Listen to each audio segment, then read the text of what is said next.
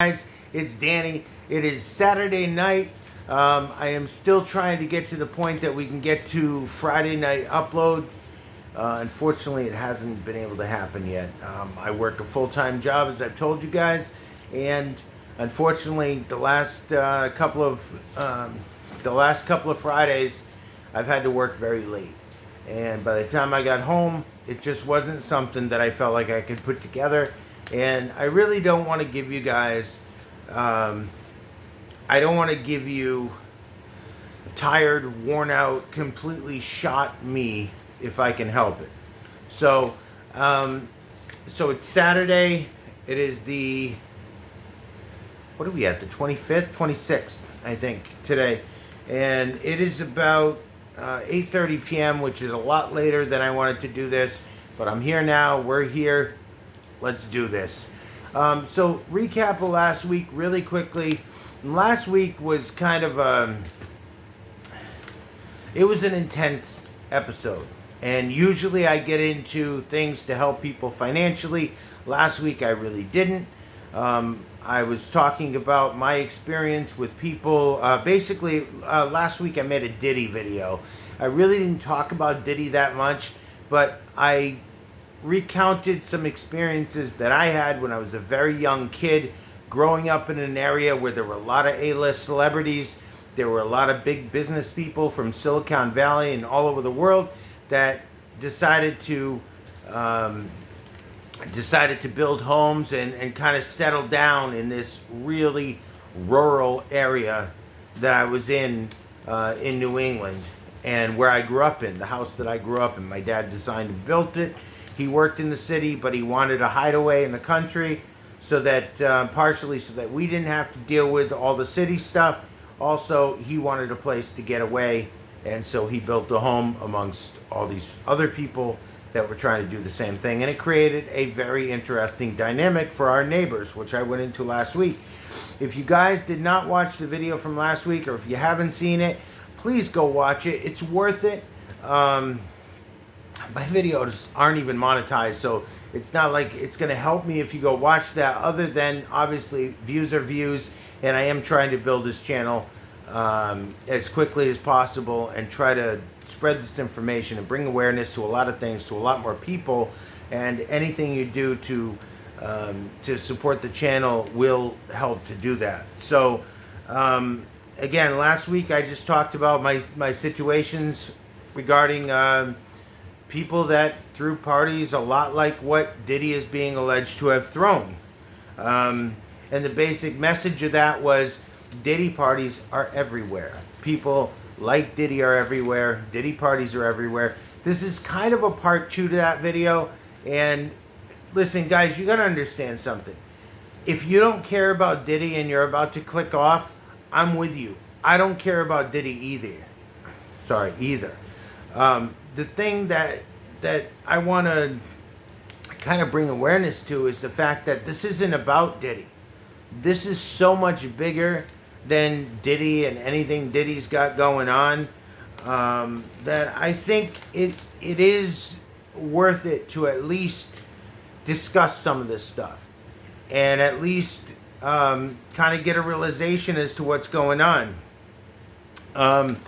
I've never been a fan of Diddy. I don't care about his music. I probably couldn't name off the top of my head one song that he's been involved with. If I saw it on a sheet of paper, of course, I could pick them out. But as far as to recount them from the top of my head, no. So I don't care about Diddy. This isn't about Diddy. The thing you have to realize is they're saying that there were hundreds of hidden cameras in his home. I've heard 450. I've heard much larger numbers. I've heard smaller numbers. But the general consensus from people who have been close to the situation and have seen documents that are unsealed is that he had somewhere between 400 and 450 cameras just in, I believe it was the one of his Star Island homes that he has. So that's that. I mean, I've never in my life heard of a sicko that was just out for personal pleasure to have so many cameras, clandestine cameras, all over their place, all over their property, their house, everything. This was way beyond anything that would account for, heightened security or anything like that. I mean, we're talking a number of cameras that is just beyond belief. And so it's very obvious, at least to me, that Diddy was involved in something much larger than himself. Okay? This wasn't about Diddy. It's not about Diddy. There is a whole world of issues and reasons and just people that were in control of certain parts of things that went on in his life and just how he ran his companies and things like that. Now we're learning that that he really didn't own as many things as we thought. He was really kind of like, before social media influencers were a thing, he was kind of a social media influencer, but he was on mainstream media, promoting Ciroc and promoting Deleon, the tequila company that he's involved with. Of course, everybody, I don't care if you know about him or don't know about him, or like him or don't like him, you had to have at some point, if you watch any television or any big broadcast like the Super Bowl or anything like that, he was definitely involved in, his promotion with Ciroc was something that was, it was huge. It was worldwide. And if you're in business or if you're in any sort of entertainment and you don't know about all the ads with Ciroc and Diddy and how he blew that company up, then I don't know, because I don't follow a lot of mainstream things, but I definitely was aware of the fact that Diddy and Ciroc were very tight and that he was promoting them. Now, why is Diddy in trouble now? Why did it all come out now? He was allowed, so just with Diagio, just doing his deals with Ciroc and Deleon, they were involved for, it's looking like at least 15 years of a partnership. All right? And believe me, they knew. Okay? If any big company reaches out to you, or even if you reach out to them, but if you are able to consummate a large deal with any major corporation, you will be vetted more than a lot of other things. You probably will be vetted almost to the point of what the military does. If they want someone for a special assignment, you have to get special clearance, and you will be vetted. And that is a long process. It's an arduous process. They dig up everything. They turn over every stone in your life growing up as a kid. Everything. Your situation at home with your parents, if you had both parents, if you didn't have both parents, what they did, who they were involved with. They will check out everything. So if you guys ever hear a big story about, either a president that, we didn't know that his family was involved in this, or we didn't know that this person, that's all, it's all BS. Because the reality is, anytime, first of all, if you don't understand that corporations, corporate America, government are all tied together, it's not a separate thing where, okay, here's corporate America and here's politics over here. That's not how it works. Okay? They're all in bed with each other. They're all tied to each other. So the vetting process gets put through the same type of avenues and channels, and they make sure they know who you are, who your kids are, who your girlfriends are, who your ex-girlfriends, your ex-wife. They know everything about those people. So they heavily vetted him. They knew what he was doing. And also, big corporations like that, or government, they will keep an eye on you. If you strike a big deal with them, they are going to watch every move you make. They're going to know who you call. They're going to have your phone records. They're going to have your business records. They're going to know every call you make on your cell phone. They're going to know who it was to, for how long, and they're going to find out why. If they need, if they feel they need to, they have a reason to find out why. So here he is. He's involved with these major corporations for a lot of years. And why now? He was obviously doing things years ago that would have been considered or would be considered or would be a crime. And definitely doing things years ago that, I mean, look at the Cassie tape. That was 2016. So we're talking, and you're going to tell me, you're going to try to tell me that they had no idea. They had no idea. It never got out. The person that was paid supposedly $50,000 at the hotel, they never told any of their buddies. They never, come on. They knew about that stuff. Again, not to harp on previous videos, but the video where I did a little snippet about Jared from Subway and about how corrupt nonprofits are, and how that whole thing blew up in their face, and how that, the Jared Foundation never even existed. It existed, but it existed to pay one person a salary, and that's all it did. So Subway knew the whole time, just like Diagio knew the whole time what Diddy's been up to. So why now?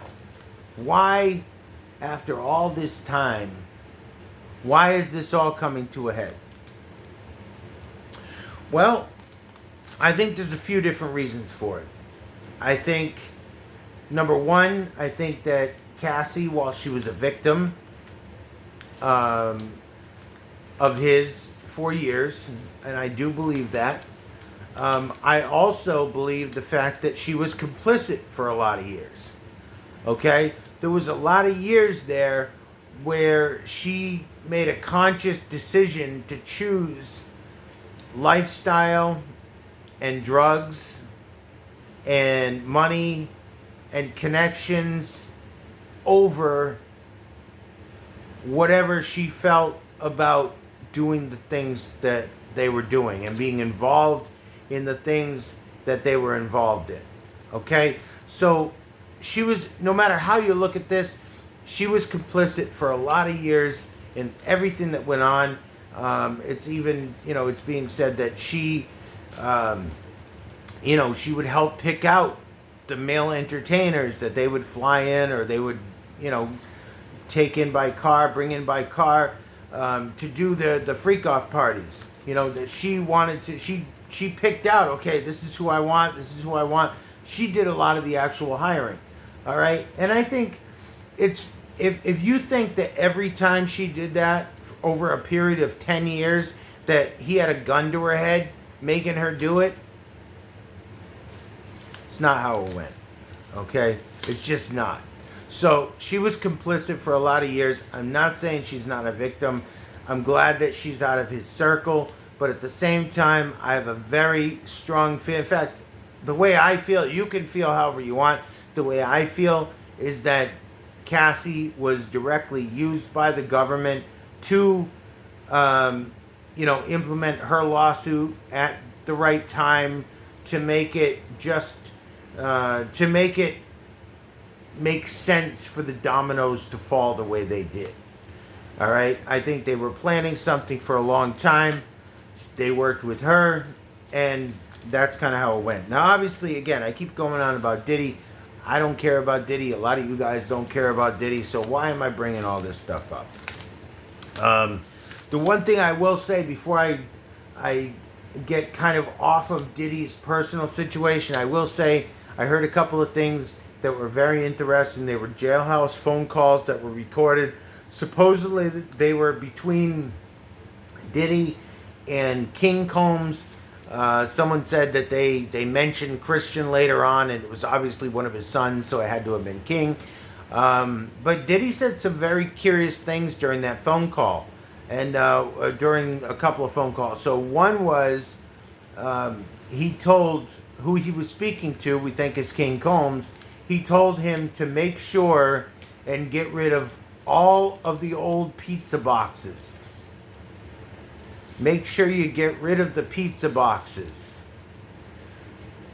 that have been left out, or that were still around. Make sure they were all, you clean up all the old pizza boxes. Now, very interesting, when it's been known for a long time that pizza is code word for people below a certain age. What are these boxes? Where are these boxes? These pizza boxes? I'm sure Diddy wasn't talking about cleaning up pizza. He's been in jail for a month now. A little over a month, maybe 5-6 weeks at this point. I am 110,000% sure he wasn't talking to his son about cleaning up old boxes from a pizza party they had before the raid happened. Okay? So do with that information what you will. Just take it in. Understand there's some crazy things going on. The fact that he would even be willing to put out, words like that on a jailhouse phone call. Another one, I heard a second call. And these could be AI. This is the other thing. I want to put a disclaimer here.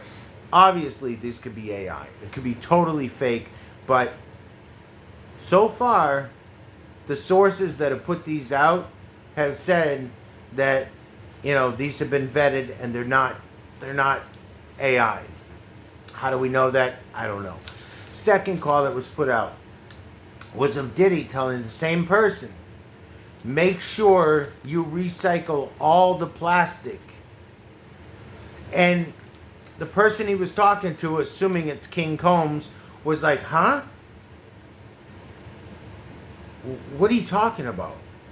And he's like, the plastic. Make sure you recycle all the plastic like we talked about. We want to recycle the plastic. And he goes, oh, yeah, I got you. Yeah, the plastic, recycle the plastic. So, again, it's another thing. I mean, what does recycle the plastic mean? What's on plastic that could be possibly have a part in this case? Obviously, anything that records data is usually made of plastic, whether it be going back, years ago to the cassette tape, to the CD, to the thumb drive. Most anything that holds data is made of plastic. So that's the only thing that I can think of is recycle the plastic, get rid of the data type of thing. Now, if I'm reading too deep into this, okay, but I don't think so. I think if those calls are legit, I think it would be normal for us to assume that that's what's going on when it talks about plastic. Sorry about the camera, guys. It keeps getting moved, and I apologize. So here we go. We talked about his relationship with Diagio for a long time, right?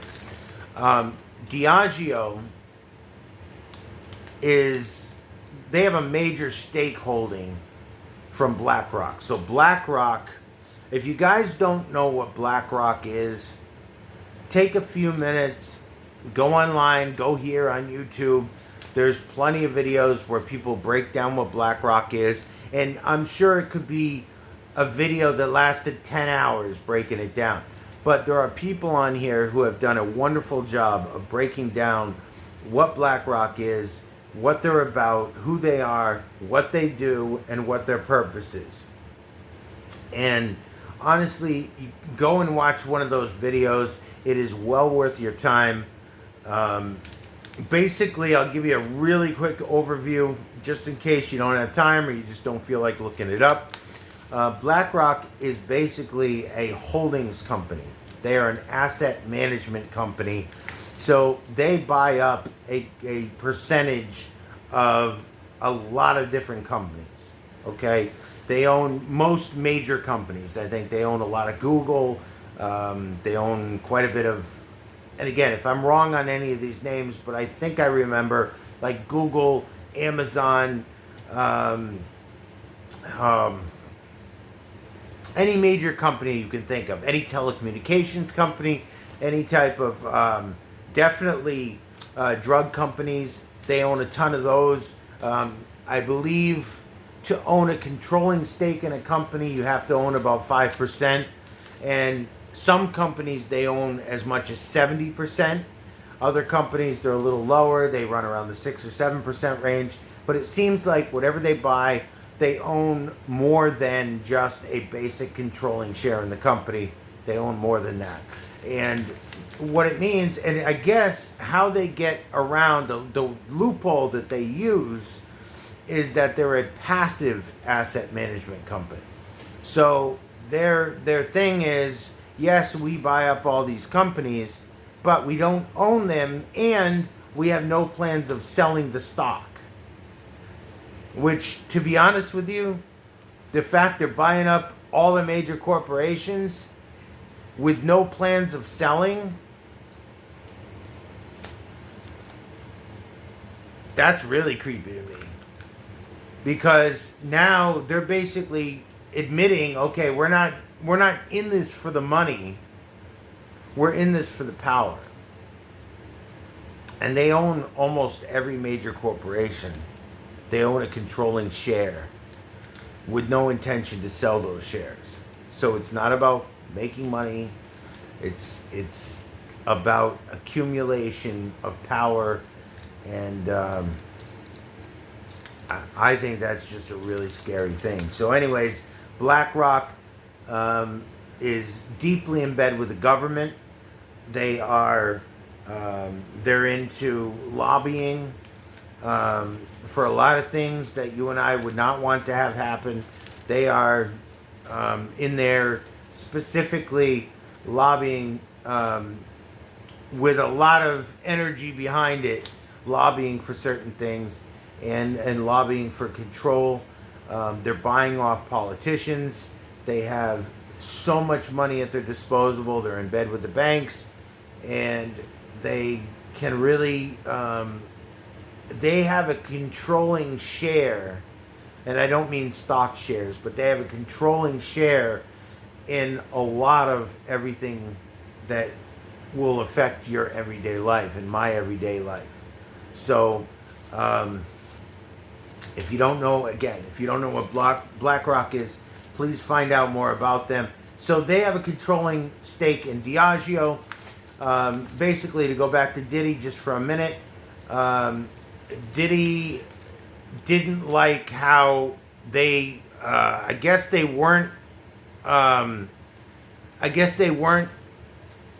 sorry, I lost my train of thought. So I guess Diageo wasn't giving Deleon, which is Diddy's, not the vodka brand, it was the tequila brand. So he felt that they weren't giving him enough promotion for Deleon. So basically what he did is, and by the way, they basically cut ties with him, even with Ciroc.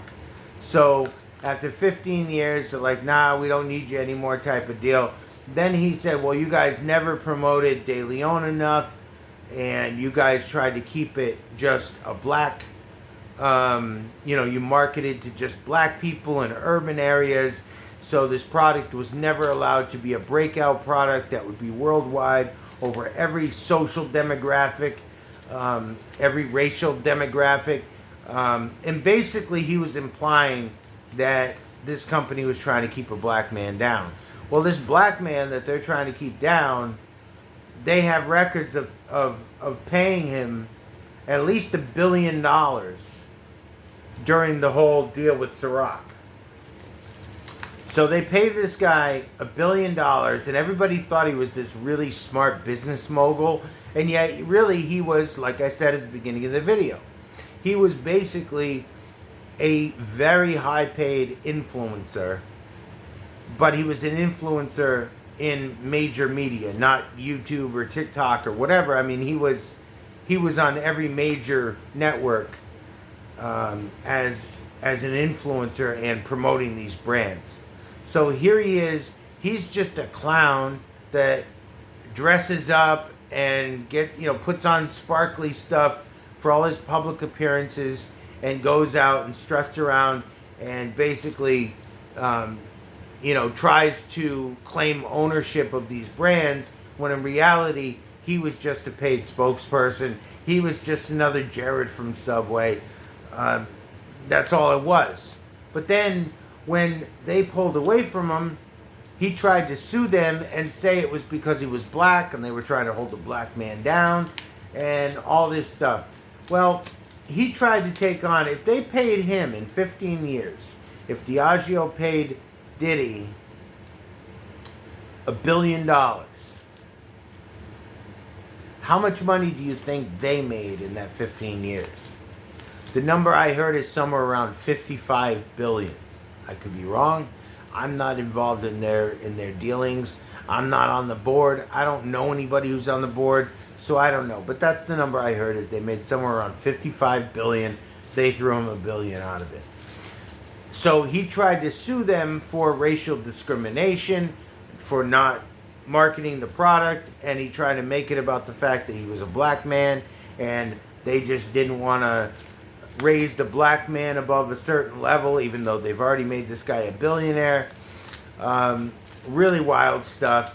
And, when he signed on with Diageo,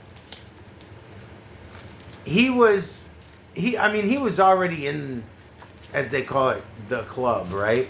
He's already been involved with the people in the shadows for a long time. When he signed this $1 billion deal with them, obviously he had to put himself in some very compromising situations. You don't get a deal like that unless people have a lot of dirt on you. It just doesn't happen. You don't get a deal like that with no strings attached. And it's just something that I want to talk to people. Like, if you guys, if anybody out here is trying to get involved in an industry, whatever it is, if you're trying to get involved in like commercial construction in New York City, or if you're trying to start a music career or an acting career, or even if you're on YouTube and you're making videos on YouTube, be careful of anytime somebody comes along and offers you anything big. This is the takeaway from this. This is the lesson we need to learn from this. Be careful of people dangling a carrot of big wealth and success. And, your life is going to change forever. All you got to do is sign this deal and we're going to make you rich and powerful for the rest of your life. And, the reality is none of those deals ever come without some major strings attached to them. So always know that. Just know, if you have an opportunity where somebody's offering you an opportunity where your career could go to the stratosphere, make sure you go through that with a fine-tooth comb, and make sure you really think about, have a lawyer go through it. Don't just you go through it. Have a lawyer that doesn't know that lawyer go through it because of that lawyer. Everybody that I've listened to that has been successful in getting into big deals and getting out of them and not being really, getting out of them mostly unscathed, it is because they had a lawyer to watch a lawyer to watch a lawyer, and their finance person had a finance person to watch them, who had a finance person to watch them. And that's the way you got to be. You have to cover yourself from every angle. But at the same time, just understand, even if you do that, it doesn't matter. Anything that comes along and it's going to elevate you at a stratospheric level, there are going to be some really big, major, heavy strings attached to that. And that's the takeaway. We all want to get to a point where we're making good money, and not just good money. I think all of us have a natural desire to try to make and create generational wealth, where we can not only set ourselves up where we're comfortable, but also set up the people around us, and even people, the kids after we're gone, set up our whole family and just make sure that generationally we're passing on something that is, that is something that will last for a long time. But just understand that there's usually some really dark, heavy things attached to stuff like that. So, guys, I'm going to cut it off here. I think we're about a half an hour in. And, again, I don't want to keep riding the Diddy wave, but basically it's just, I felt like I left some loose ends last week. And also, I talked about more of the party aspect of what I saw go on. People that have big money and A-listers and people that are just into that really dark party world. I kind of shared my own experience in that world. If you haven't seen last week's video, please go and watch it. It's actually a really good video. I thought it came out pretty well. I didn't dwell on a lot of the really tough topics, but I did kind of get through them and give you guys an idea of what I had been through and I had seen. Guys, I have so many more stories. If you guys want to hear anything more about what I've talked about, or if there's anything else that you have questions about, or whatever else, just please leave them in the comments. And if you guys have any ideas of stuff you want to want me to talk about or talk to me about and have me comment on, leave it in the comments. You can always email me too. My email is seisele69@gmail.com. If you guys want to email me, you can send me an email. I check all my emails, and I have no problem doing that. Guys, don't forget to catch me over on TikTok at Team696696, on X at the same address, X or Twitter, Team696696. As always, it's almost really famous on YouTube over here. And I think that's about it. You guys have a wonderful week. And I'm just so glad that I got to spend a little bit of time with you guys again. All right?